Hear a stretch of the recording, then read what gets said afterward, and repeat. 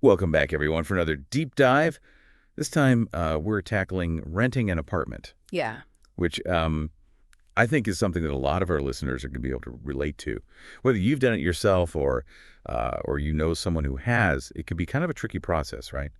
Especially when you're dealing with it in a different language. Right. And on top of just the language barrier, you also have to know all of the local customs, the laws, the ways that people usually do things. Like there are some places where it's normal to haggle over the rent and other places where that would be considered rude. So it's really important to know the cultural context as well. Yeah, absolutely. And that's exactly what we're going to be getting into today. We're going to start by actually listening in on a real conversation between a potential tenant and a landlord. This will give you a feel for how these kinds of interactions typically play out. Then we'll break down some key vocabulary and grammar. And we're going to be looking at the legal side of things too.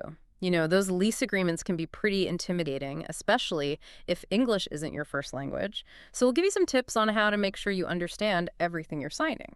Okay, so first up, let's listen to that conversation. We have Lisa, who's looking for a new apartment, and John, the landlord. This is a pretty typical scenario, so pay close attention to the language they use and the overall flow of the conversation. Okay, here we go. Hello, I saw your ad for the apartment. Is it still available? Yes, it is. It's a two-bedroom apartment. Great. How much is the rent?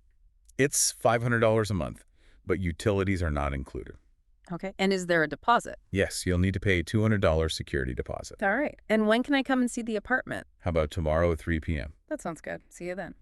So there you have it, a pretty straightforward conversation. Did you notice any words or phrases that stood out to you? Well, I think security deposit is a good one to focus on because it's something that a lot of people don't fully understand. Yeah, definitely. And it's something that you want to make sure you're clear about before you sign anything. Exactly. You don't want to get caught off guard later on.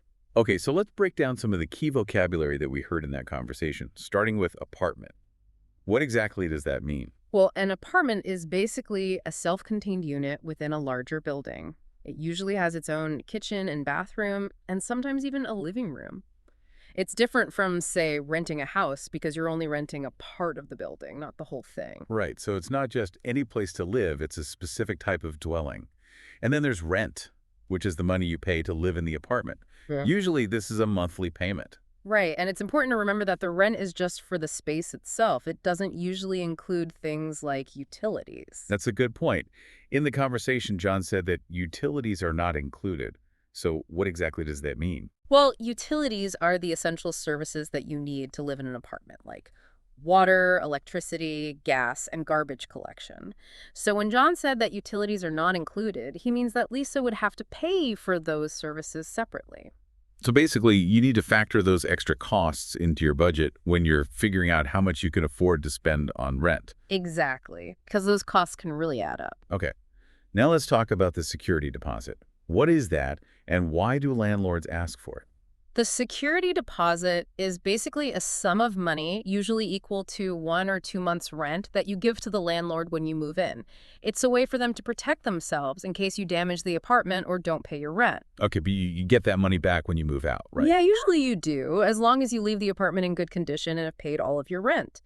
But if there's any damage beyond normal wear and tear, or if you owe any rent, the landlord can deduct those costs from your security deposit. So it's really important to document the condition of the apartment when you move in, just in case there are any disagreements later on. Absolutely. Take pictures, make notes of any existing damage. It's better to be safe than sorry. So we've covered apartment, rent, utilities, and security deposit. Those are some pretty essential terms to know when you're talking about renting. Definitely. And remember, this is just a starting point. There's a whole lot more to learn about the world of renting, especially when it comes to the legal side of things. But we'll get into that a little later. All right, so before we jump into lease agreements and all of that fun stuff, let me ask you something. Have you ever heard of something called key money? Oh, yeah, key money. It's fascinating, isn't it? It's not common everywhere, but in some countries, like Japan, it's pretty standard practice. And it's not just a small fee, right? I mean, it can be a pretty significant amount of money. Oh, absolutely. We're talking potentially thousands of dollars, sometimes even more, depending on the apartment and the location. It's like a gift to the landlord on top of the regular rent and security deposit. I guess it's kind of like a thank you for letting me rent your apartment. Yeah, that's one way to think about it. But for a lot of people, especially those who are new to the country or who don't have a lot of savings, it can be a huge barrier to entry. It really highlights how renting practices can differ dramatically from one culture to the next. What might be considered perfectly normal in one country could be unheard of in another. Exactly. And that's why it's so important to do your research and familiarize yourself with the local customs before you start looking for an apartment in a new place. So true. Okay, well, let's move on now and talk about another important aspect of renting, tenant rights. Because renting isn't just about finding a place to live. It's about having a safe and secure home where you're treated fairly. That's a really important point. Tenant rights are all about protecting you as a renter and making sure that you have a good experience. So what are some of the things that tenant rights cover? Like, what are some of the specific protections that tenants have? Well, it really varies from country to country, but generally speaking, tenant rights cover things like ensuring that the apartment is habitable, that the landlord follows proper eviction procedures, and that your privacy is respected. Right. So, for example, if there's a problem with the plumbing or the heating, you have the right to have it fixed by the landlord. Exactly. And the landlord can't just kick you out without a good reason and without following the proper legal procedures. So it's not just a one-sided agreement where the landlord has all the power.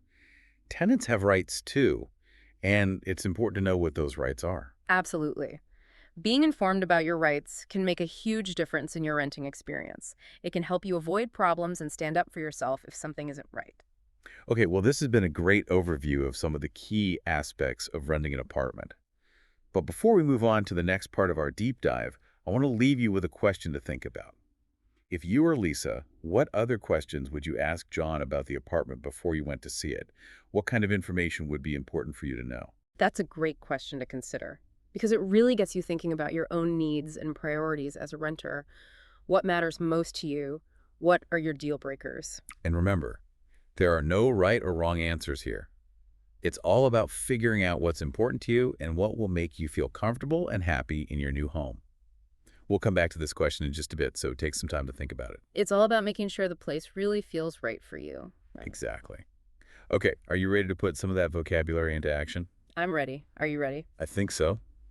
Let's try a little role-playing exercise. We're going to go back to that conversation between Lisa and John. Sounds good. I'll be John, and you be Lisa, calling about the apartment. What's the first thing you'd say? Okay. Hi, John. I saw the ad for the two-bedroom apartment. Is it still available? Yes, it is. It's a two-bedroom, one-bathroom. What else would you like to know? Hmm. Well, the rent was $500, right? But you said that doesn't include utilities. So what kinds of things would I have to pay for separately? That's right. The rent only covers the apartment itself. You'd be responsible for electricity, gas, water, and trash removal. Okay, that makes sense. Is there anything else I should know about those costs? Like, are they usually pretty high in this area? Well, it really depends on your usage, but I can tell you that the average tenant in this building pays about $100 per month for utilities. Okay, good to know. Is there anything else I should ask about? Well, what's important to you in an apartment? Think about what you need to feel comfortable and happy in your living space. Okay, well, I like to cook. So I guess I should ask about the kitchen. What kind of appliances does it have? The kitchen has a stove, oven, refrigerator, and a dishwasher. Okay, that sounds good. And what about laundry? Is there a washing machine in the apartment? No, there's no laundry in the unit, but there is a laundromat just down the street. Oh, okay. Well, I think I've got all my questions answered for now. Thanks for your time, John. You're welcome. So how did that feel? Did you find it helpful to actually practice using the vocabulary in a real conversation? It was actually really helpful. I felt a little nervous at first, but it definitely helped me to get a better grasp of how to use the language in a practical way. I think that's one of the biggest challenges when you're learning a new language, right? It's not enough to just memorize words and grammar rules. You have to be able to actually use the language in real life situations. Absolutely. And the more you practice, the more confident you become. All right, I'm glad you found that exercise useful. Now let's move on to a topic that often causes a lot of anxiety for renters: lease agreements. These legal documents can be filled with complex language, and it's easy to feel overwhelmed. Especially if you're not a native English speaker, it can feel like you're trying to read a foreign language. Exactly. So what are some tips that we can give our listeners for navigating these documents and making sure they understand what they're signing? Well, first and foremost, don't be afraid to ask questions. If there's anything in the lease agreement that you don't understand, ask the landlord to explain it to you. And it's okay to ask them to explain it in simpler terms, right? You don't have to pretend that you understand everything if you don't. Right. You're entering into a legal agreement, so it's important that you feel comfortable with everything you're signing. And if there's something that you're really unsure about, you can always consult with a lawyer or a tenants' rights organization. That's a good point. It's better to be safe than sorry, especially when it comes to legal documents. And it's not just about asking questions. It's also important to read the entire lease agreement carefully from start to finish. Don't just skim it. Pay attention to the details. Absolutely. Pay attention to things like the length of the lease, the amount of rent, when it's due, what happens if you're late with a payment, and the rules about having pets or guests. And don't forget to make sure you understand the terms for breaking the lease if you need to move out before the end of the term. Right. Breaking a lease can be tricky, and it often comes with financial penalties. So you definitely want to know what you're getting into before you sign on the dotted line. All great advice. So basically, when it comes to lease agreements, the key is to be informed, be proactive, and don't be afraid to ask for help if you need it. Exactly. Knowledge is power. Okay, so we've talked about vocabulary, lease agreements, and tenant rights. I think we're starting to get a pretty good grasp of what it takes to rent an apartment. Yeah, we've covered a lot of ground. But there's one more thing I want to touch on before we move on. Negotiating rent. Is it always possible to negotiate the rent? That's a tricky question. It really depends on a lot of factors, like the local rental market, the landlord, and your own negotiating skills. So it's not always a guarantee, but it's definitely worth a try in some cases. Yeah, I mean, what's the worst that can happen? They say no. But if you approach it the right way, you might be able to save yourself some money. So how should our listeners approach this conversation? What are some tips for negotiating rent effectively in English? Well, first of all, you need to do your research. Find out what similar apartments are renting for in the area so you have a realistic idea of what's reasonable. You don't want to lowball the landlord and insult them. Yeah, that makes sense. You need to have some leverage and be able to justify your request. Exactly. And when you're talking to the landlord, be polite but firm. You can say something like, I've noticed that similar apartments in the area are renting for a little less. Would you be willing to consider a lower rent? So it's about being respectful, but also advocating for yourself. Right. And be prepared to highlight any reasons why you would be a great tenant. Maybe you have a steady income, a good credit history, or you're willing to sign a longer lease. Those are all good points. Yeah. It seems like negotiating rent is all about finding a win-win situation for both parties. Exactly. But there's one more thing to consider when it comes to negotiating rent. Cultural differences. Oh, that's a big one. In some cultures, it's considered rude to haggle over the price. So you really need to be aware of the local customs. Yeah, you don't want to offend the landlord or ruin your chances of getting the apartment. So definitely do your research on that front as well. It's always good to err on the side of caution.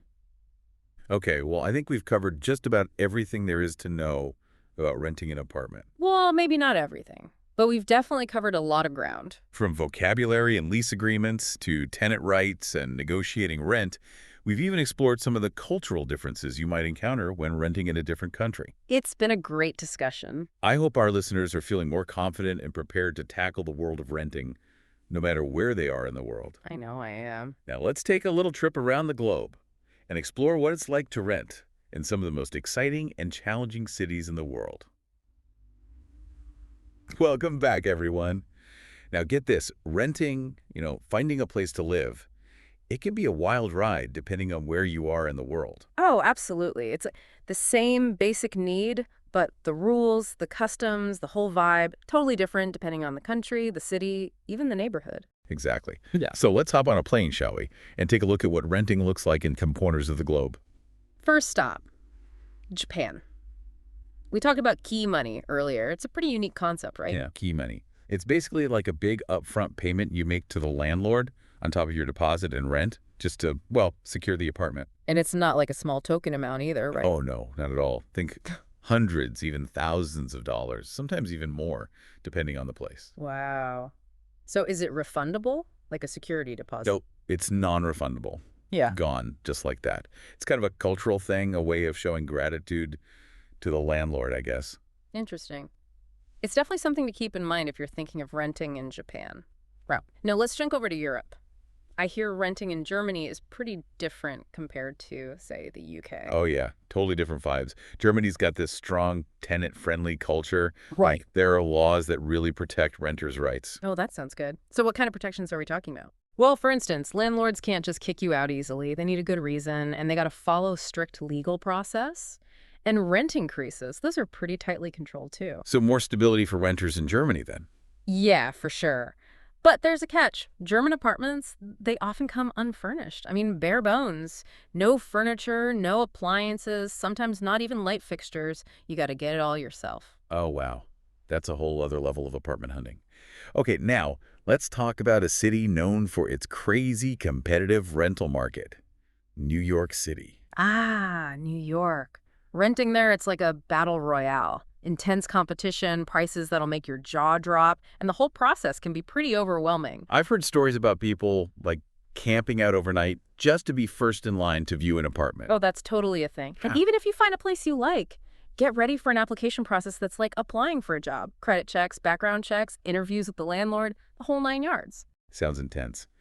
You definitely need to be on top of your game to snag an apartment in New York City. Okay, let's switch gears now and tackle some questions from our listeners. This one comes from Maria in Madrid.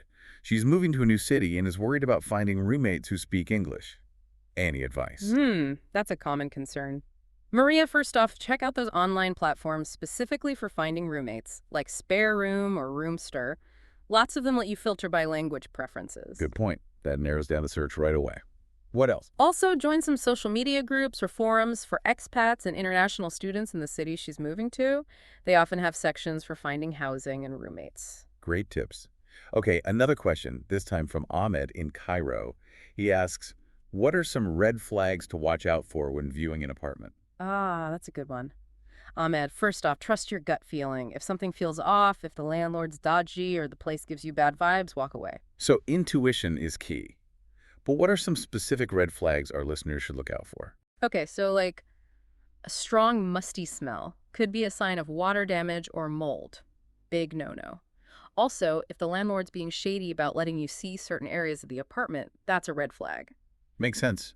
Be thorough, inspect everything, don't be shy about asking questions. Anything else? Yeah, check out the overall condition of the building, like are the common areas clean and maintained? Any signs of neglect, damage, stuff like that, that can tell you a lot about how the landlord takes care of the property. Great points. It's about seeing the bigger picture, not just focusing on the apartment itself. All right, well, as we wrap up our deep dive into renting, let's take a moment to appreciate all the amazing things we've learned. It's been quite a journey. We've tackled everything from the nitty-gritty of lease agreements to the art of negotiating rent, and even explored the cultural quirks of renting in different parts of the world. We've learned some essential vocabulary, practiced real-life conversation scenarios, and even gotten some expert tips on how to protect our rights as tenants. And who knows, maybe we've even inspired some of you to start planning your next big move. That's what we like to hear. So as always, a huge thank you to all of you for joining us on this incredible journey. We hope you've enjoyed it as much as we have. Until next time, happy renting.